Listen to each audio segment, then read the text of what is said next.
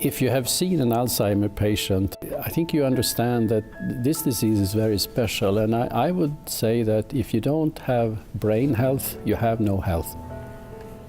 My mother then was actually a housewife, and she devoted her life to bring us up. We were 3 children, and she was quite a modest personality, but always there when we needed her. And she called me one day and said, "Jan, I forgot how to make pancakes. Can you give me the recipe?"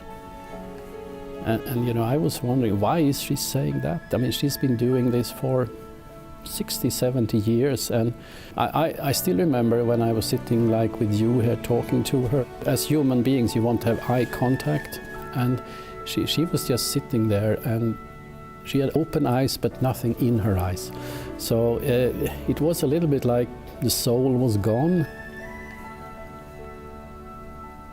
I don't want to have this disease myself.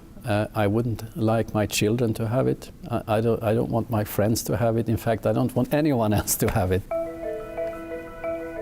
If you look at the current situation for the Alzheimer's disease problem, is that it's increasing constantly, and we have to care for these people. And the huge cost of Alzheimer's disease occurs when the patient then is deteriorating, so you really need day and night care for everything in this patient's life.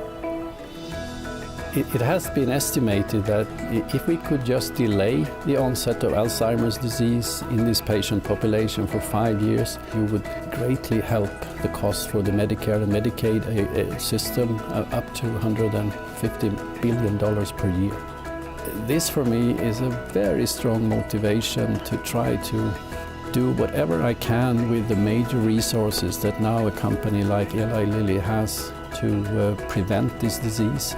We need to find the preventive agent or something that really can stop progression of the disease soon.